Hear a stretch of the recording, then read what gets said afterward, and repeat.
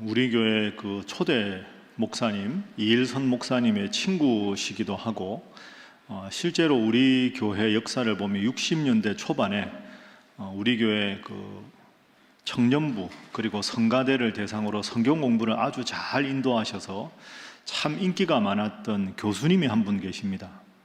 초대 목사님하고 친구니까 지금 연세가 많으시겠죠. 현재 103세가 되시고 살아 계신 분입니다. 누굴까요? 김형석 교수님.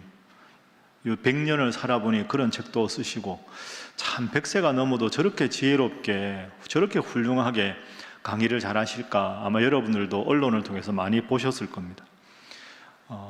몇 주 전에 우연히 그분이 한 기독교 방송에 나와서 이제 인터뷰하는 영상을 본 적이 있습니다. 사회자가 이렇게 질문합니다. 아니 교수님, 100세가 넘으셨는데 올해 103세신데 어떻게 이렇게 건강하게 잘 지내십니까? 교수님 장수의 비결이 뭡니까? 이렇게 묻습니다. 그러니까 이제 그 김영석 교수님께서 그 특유의 아주 담백하고 소박하고 겸손하게 이렇게 장수의 비결을 말씀하셨습니다. 우선 그 김영석 교수님 주위에 100세가 넘으신 분이 8분이 있답니다. 그 8분이 있는데 그 8분의 공통점이 2개가 있다는 겁니다. 100세가 넘어 장수하는 분들의 공통점 2가지. 첫 번째는요, 남 욕을 안 한다는 거죠. 남을 욕하지 않는다. 그러니까 남에 대해서 험담을 하거나 욕을 하면 내 감정이 상한다는 겁니다. 그러니까 다른 사람 때문에 내 감정이 상하게 하지 않는다. 또 한 가지는 필요 없는 욕심을 갖거나 부리지 않는다 하는 겁니다. 자기 삶에 필요 없는 쓸데없는 욕심을 부리지 않으니까 내가 나 스스로를 아주 곱게 키울 수 있다 하는 겁니다. 여러분, 이 2가지가 참 소박한 것 같은데 정말 중요한 거 아닙니까? 한번 정리를 해볼까요? 필요 없는 욕심을 부리지 않고 내가 나를 곱게 키운다, 첫 번째. 2번째는 남에 대해서 험담이나 욕을 하지 않아서 내 감정에 낭비가 없게 한다. 내가 나를 곱게 키우고 내 감정에 낭비가 없으니 몸도 편하고 마음도 편하니까 장수하면서도 행복하게 살아갈 수 있다 하는 거죠. 여러분 어떻게 생각하십니까? 참 지혜로운 그런 삶의 귀한 교훈 아닙니까? 그런데 내가 나를 곱게 키우고 내 감정에 다른 사람 때문에 쓸모없는 낭비를 하지 않는 이 2가지를 젊었을 때부터 아주 잘했던 성경의 인물이 있습니다. 나이가 들고 깨달은 게 아니라 정말 그 성경의 이분의 삶을 보면 이 2가지를 정말 잘 실천했다. 누굴까요? 세례 요한입니다. 세례 요한은 정말로 이 2가지를 잘 실천했던 훌륭한 인물입니다.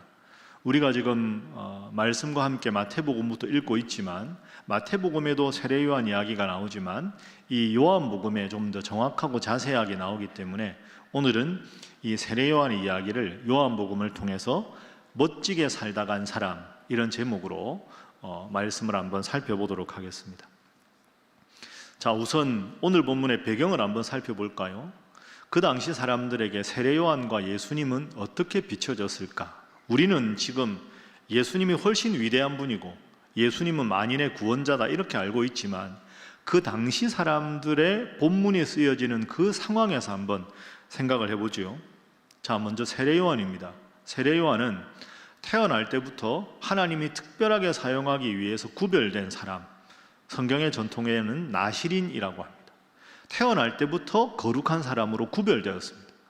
아버지 사가랴는 존경받는 제사장 집안입니다. 그리고 그 집안에 아이가 없다가 하나님께서 특별한 은혜로 사가랴와 엘리사벳에 아주 나이가 많았을 때 귀한 외동아들 세례 요한을 주었습니다. 그러니까 이 세례 요한은 예수님보다 6개월 먼저 태어났고 날 때부터 거룩하게 구별되었고 지체가 높은 귀족 가문인 제사장 집안의 독자였습니다. 아주 훌륭한 조건을 다 갖춘 거죠. 듬뿍 사랑을 받을 수 있는 조건을 다 갖추었습니다. 그런데 오늘 본문의 이 배경에서 보면 예수님은 어떠실까요? 이 배경에서 보면 예수님은 아직까지 사람들에게 나타나기 전입니다. 그렇기 때문에 이 예수님은 시골 나사렛 출신이죠. 가난한 목수의 집안이지요. 그리고 큰아들인데 밑에 아들들이, 동생들이 줄줄이 있습니다. 그리고 요셉은 일찍 돌아가셨습니다. 예수님은 어떻게 보면 소년 가장이었습니다.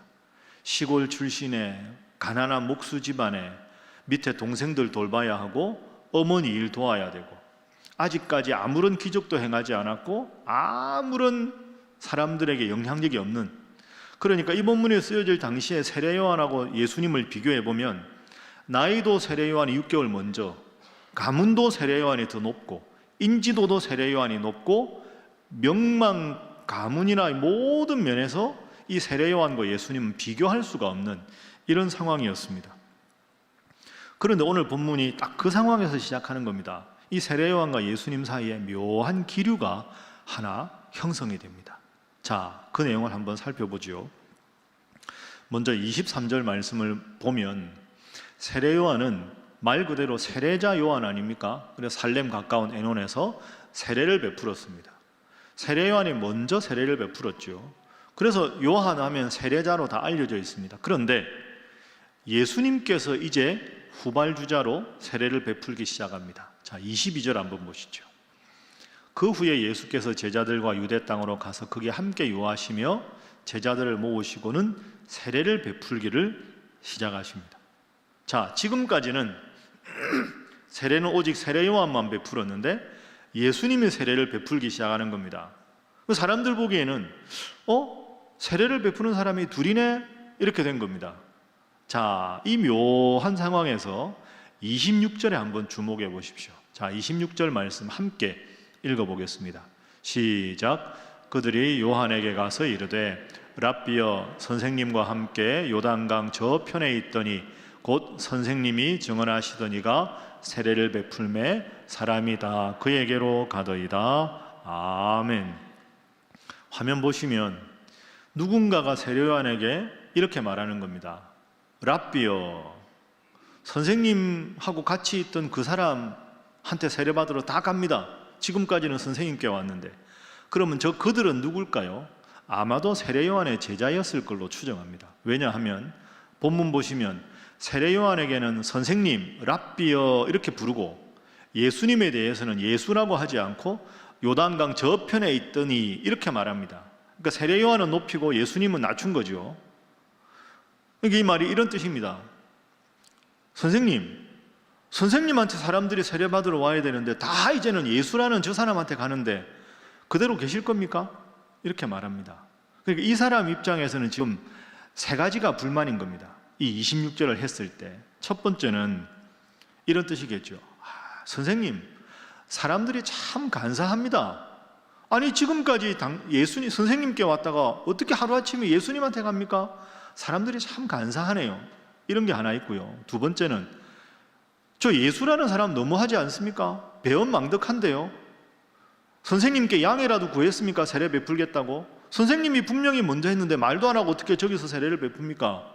배은망덕한 사람 아닌가요? 이런 뜻도 있을 것이고, 세 번째로는 세례 요한에게 이런 뜻도 있겠죠. 선생님, 가만히 계실 겁니까? 대책을 세우셔야죠. 아니 선생님이 세례 주는데 사람들 다 가는데 이렇게 그냥 두 눈 뜨고 보고만 계실 겁니까? 이런 불만 섞인 마음, 사람들에 대해서, 예수님에 대해서, 세례 요한에 대해서 이런 마음이 있었을 겁니다. 세례 요한이 딱 이 말을 들었을 때 어떤 느낌이 들었을까요? 사람들이 다 예수에게 갑니다. 자, 여기서 세례 요한의 모습을 보십시오. 27절. 자, 27절 함께 한번 읽어볼까요? 자, 시작. 요한이 대답하여 이르되 만일 하늘에서 주신 바 아니면 사람이 아무것도 받을 수 없느니라. 아멘. 하늘에서 주신 바가 아니면 아무것도 받을 수 없다. 무슨 뜻일까요? 어허, 왜들 이러느냐?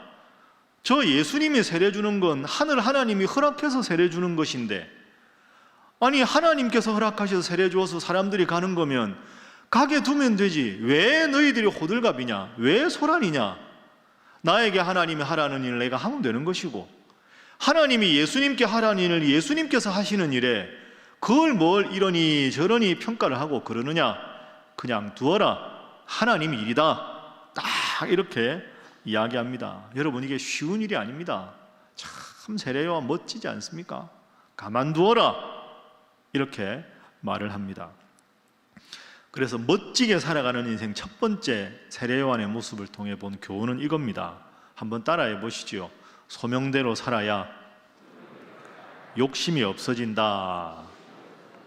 여러분도 꼭 기억하십시오. 소명은 하나님이 나에게 주신 게 소명이고, 그 소명을 삶에서 실천하는 게 사명이라고 말씀드렸죠. 하나님이 나에게 허락하신 소명대로 살면 욕심이 없어집니다. 세례요한 소명이 뭡니까? 하나님께서 세례요한에게 원하신 게 무엇일까요? 자, 요한복음 앞부분에 나옵니다. 1장 6절부터 8절까지를 화면으로 한번 보십시오. 하나님께로부터 보내심을 받은 사람이 있으니 그의 이름은 뭡니까? 요한이라, 세례요한이라. 세례요한은 증언하러 왔다. 세례요한은 빛이 아니라 빛에 대해서 증언하러 왔다. 그럼 빛은 누굴까요? 예수님이죠. 빛이신 예수님에 대해서 증언하고 모든 사람이 세례요한으로 말미암아 예수님을 믿게 하려 함이라. 세례요한 그는 빛이 아니요 빛이신 예수님에 대해서 증언하러 온 자다. 이게 세례요한이 하나님께 받은 소명입니다. 그 소명에 철저하니까 주위 사람들의 반응에 아랑곳하지 않는 겁니다. 아니, 예수님이 빛이고 내가 빛을 소개하는 사람인데 빛이신 예수님께 사람들이 다 가면 얼마나 좋은 일이냐? 나는 그것 보고 박수만 치면 되는 일이다. 그러면 되지 뭘 그렇게 그걸 가지고 신경을 쓰느냐? 참 멋진 사람이죠. 여러분, 여기서 두 가지 관점이 충돌합니다. 세례요한의 마음속에 우리가 가만히 생각해 보면, 우리가 세례요한이라면 인간적인 관점과 신앙적인 관점 두 가지로 이 상황을 해석할 수 있습니다. 인간적으로 생각하면, 인간적으로만 생각하면 세례요한도 솔직히 섭섭했겠죠. 그래도 그렇지 어떻게 나가냐? 일부는 좀 안 오냐? 뭐 이런 마음도 있을 것이고, 예수님 좀 이따가 하시지, 내가 지금 이렇게 하고 있는데 뭘 그렇게 급해서 벌써부터 세례를 베푸시나, 나 그만두고 나면 좀 하지, 이런 마음이 인간적으로는 섭섭하게 들 수도 있는 겁니다. 그런데 세례요한은 그렇지 않습니다. 인간적인 관점이 아니거든요. 신앙적인 관점입니다. 이런 거죠. 하나님이 예수님께 저희를 주셔서 예수님이 하시는 일인데, 그럼 예수님 잘 되도록 나는 사람들이 나한테 오더라도 예수님께 가세요, 이렇게 하는 게 내 일이다. 그것만 하면 된다. 난 다른 욕심 없다. 하나님 나에게 주신 일이 예수님을 소개하는 일인데 내가 왜 주목을 받아야 되느냐, 이런 생각입니다. 그리고 예수님께 다 사람들이 가면 잘 갑니다, 그래 가세요 하고 박수치는 일, 이 일이 내 일이다. 여러분, 멋지지 않습니까? 이게 세례요한입니다. 하나님께서 자기에게 주신 소명대로 사명을 잘 감당하는 것에만 집중하니까 주위 사람들의 다른 사람 평가에, 다른 사람을 향한 쓸데없는 욕심에 전혀 현혹되지 않습니다. 여러분, 오늘 우리도 마찬가지 아니겠습니까? 여러분께서 하나님으로부터 받은 소명이 무엇입니까? 목사는 목사답게, 장로는 장로답게, 권사는 권사답게, 집사는 집사답게, 성도면 성도답게 하나님 나에게 주신 직분에 충실하면 되지 않겠습니까? 신앙적인 면만 그렇겠습니까? 생활도 마찬가지죠. 아버지면 아버지답게, 어머니면 어머니답게, 자녀는 자녀답게, 직장인이면 직장인답게 그렇게 살아가면 되는 일이죠. 각자 맡은 사명과 역할에 충실한 것, 그렇게 살아가면 되는 겁니다. 그러기 위해서는 우리가 마음의 뜻을 분명하게 굳게 가져야 하겠죠. 자, 이사야 26장 3절 말씀입니다. 자, 우리 함께 읽어봅니다. 시작. 주께서 심지가 견고한 자를 평강하고 평강하도록 지키시리니 이는 그가 주를 신뢰함이니이다. 아멘. 심지가 견고한 자, 하나님이 나에게 주신 사명에만 철저한 자, 그래서 다른 사람의 평가나 관심에 아랑곳하지 않는 사람이 되라, 이런 뜻이죠. 사랑한다 생각했으면 끝까지 사랑하고, 믿는다 생각하면 끝까지 주님 잘 믿고, 충성한다 생각하면 열심히 충성하는 겁니다. 중간에 뭐 이런저런 마음이 바뀌고 남들이 내 생각대로 안 된다고 해줘서 안 해준다고 마음이 토라지고 상처받고, 여러분 그게 다 영적인 소인배입니다. 깊이 생각해 보십시오. 하나님께서 여러분 각자에게 신앙적으로 일상생활에 소중한 사명을 주셨습니다. 마음의 심지를 굳게 하고 여러분에게 주신 사명 잘 감당함으로 하나님 앞에 큰 복 누리는 여러분 모두가 되시기를 주님 이름으로 축복합니다. 자, 우리 옆에 분들과 인사하겠습니다. 맡은 일에 충성하시기 바랍니다. 자, 한 번 더 할까요? 필요 없는 욕심은 버리시기 바랍니다. 그렇게 살아가는 멋진 모습이 세례 요한의 첫 번째 멋진 인생의 교훈입니다. 자, 두 번째는 우리 김 교수님 말씀하고 세례 요한을 연결해 보면 이렇게 우리가 정리할 수 있습니다. 한번 이것도 따라해 보실까요? 소명대로 살아야 감정의 낭비가 없다. 그렇습니다. 소명대로 살아야 감정의 낭비가 없습니다. 그러니까 세례 요한은 스스로가 소명에 바로 서 있으니까 필요 없는 욕심, 인기, 명예 이런 거 다 끊었죠. 스스로는 욕심이 없습니다. 다른 사람에 대해서는 섭섭함이나 원망이 없습니다. 세례 요한은 예수님에 대해서 섭섭해하지 않습니다. 원망하지 않습니다. 김영석 교수님 표현으로 하면 그래서 감정의 낭비가 없었던 거죠. 이게 멋진 삶입니다. 원래 얼마나 세례 요한의 인기가 많았습니까? 당신이 혹시 구원자가 아니오? 당신이 구약에 예언된 구원자가 아니오? 사람들이 막 물으러 오거든요. 세례 요한이 뭐라고 대답합니까? 28절 한번 보십시오. 자, 28절 말씀. 내가 말한 바 나는 그리스도가 아니라, 나는 구원자가 아니고 구원자 예수님 앞에 보내심을 받은 자일 뿐이다. 이렇게 정확하게 이야기합니다. 나는 빛이 아니다. 나는 구원자가 아니다. 자, 29절 세례 요한에 이어서 이렇게 말합니다. 29절 말씀. 신부를 취하는 자는 신랑이나 서서 신랑의 음성을 듣는 친구가 크게 기뻐하나니 나는 이러한 기쁨으로 충만하였노라. 신랑이 누구를 뜻할까요? 예수님. 예수님은 신랑이라 주목을 받으시고 나는 신랑 들러리라 신랑 신부 좋아하는 걸 보고 그냥 박수만 쳐주는 그 기쁨이 나에게 있는 거지. 나는 아무런 주목을 받고 싶지 않다. 모든 주목과 모든 관심은 예수님께, 박수는 예수님께만. 이렇게 하니까 예수님에 대해서 그 어떤 원망이나 섭섭함이 없었던 거죠. 오늘 본문에 멋진 요절 나오지 않습니까? 마지막 30절 말씀, 우리가 다 외워야 되는 말씀입니다. 함께 읽어볼까요? 시작.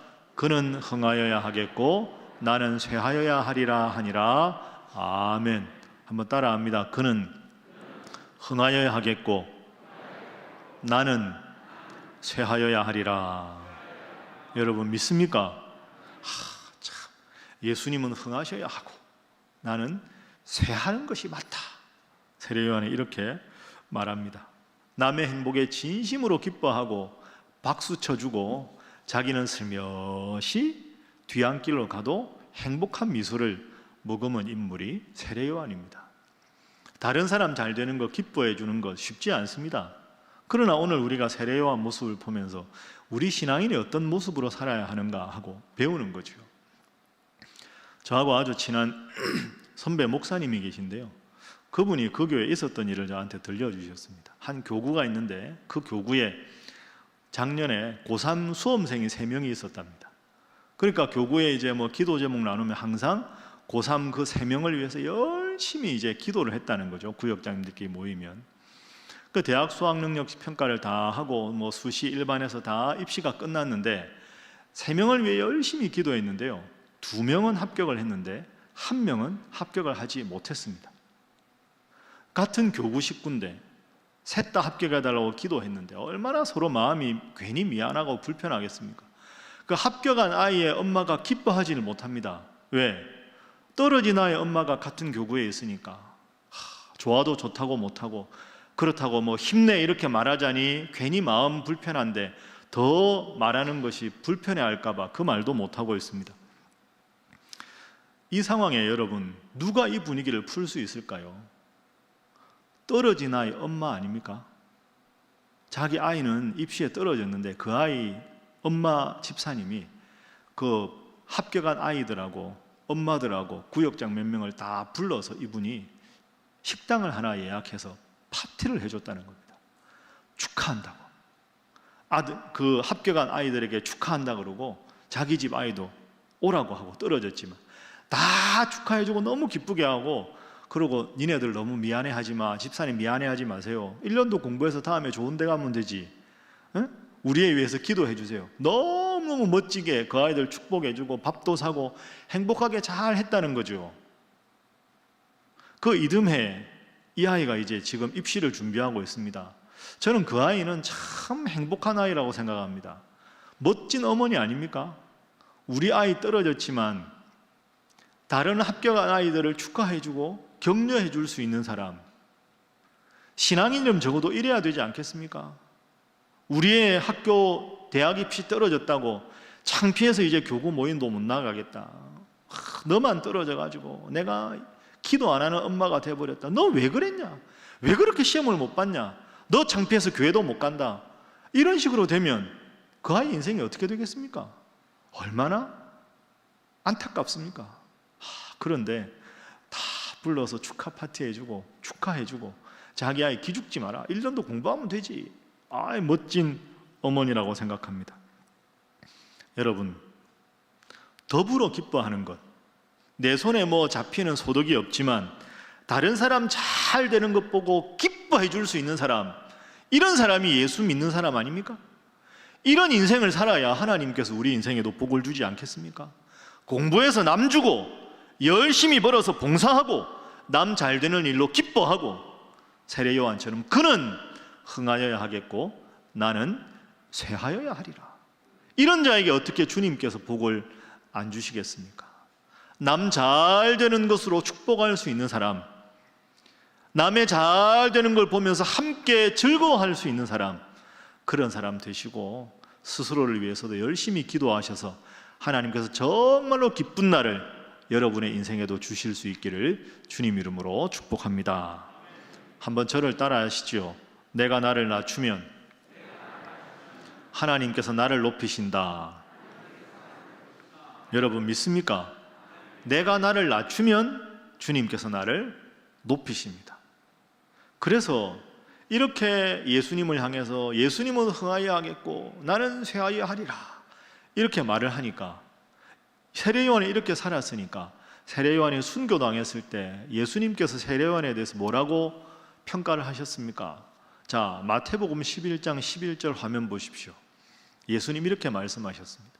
내가 진실로 너희에게 말하노니 여자가 낳은 자 중에 세례요한보다 큰 이가 일어남이 없도다. 자기를 낮추니 세례요한은 높아졌다 하는 거죠. 자, 옆에 분들과 인사 한번 하겠습니다. 겸손해야 높아집니다. 한 번 더 할까요? 평생 겸손하게 살아가시기 바랍니다. 설교 마치면서 죄송한데 제 이야기를 하나 하겠습니다. 이게 사실 제 이야기이기도 한데 우리 교회의 이야기이기도 합니다.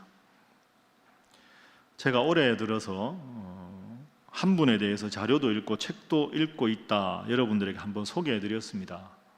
제가 설교 첫 부분에 말씀드린 대로 우리 교회 초대 목사님 이일선 목사님이십니다.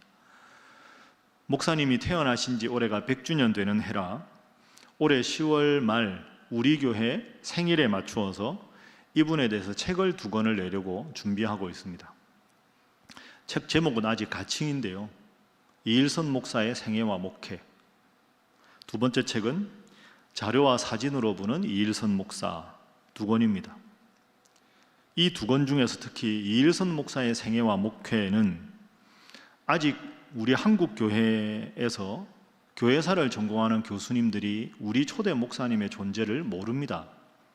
그래서 우리 초대 목사님에 대해서 교수 입장에서 학술적인 글을 쓰신 분이 단 한 분도 없고 그래서 한 편도 없습니다.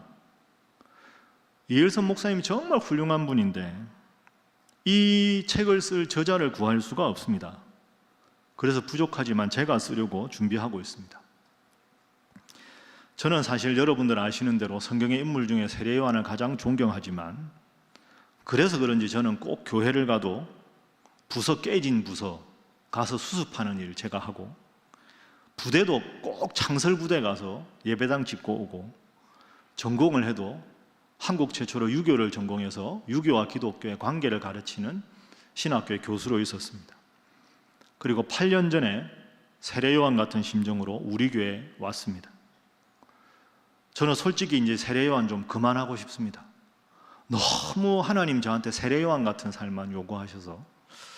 근데 이번에 저에게 나를 위해서 겸손하고 열정적으로 섬긴 이일선 목사를 한국교회에 소개하라, 배 목사 네가 해라, 이런 마음을 주셔서 또 열심히 자료를 읽고 있습니다. 여러분, 기도 많이 해주십시오. 제가 제 명예를 드러내려는 마음은 추호도 없습니다. 추락하는 한국교회의 위상을 회복하려면 정말 교회 역사 속에 있는 숨은 보석 같은 분을 발굴해서 소개해야 되는데, 제가 학자적 양심을 걸고 우리 초대 이일선 목사님만한 분은 없다고 생각합니다. 그래서 이번 달부터 10월 달까지 열심히 목회하면서 책을 한번 써보겠습니다. 막상 쓰려니까 쉽지 않습니다.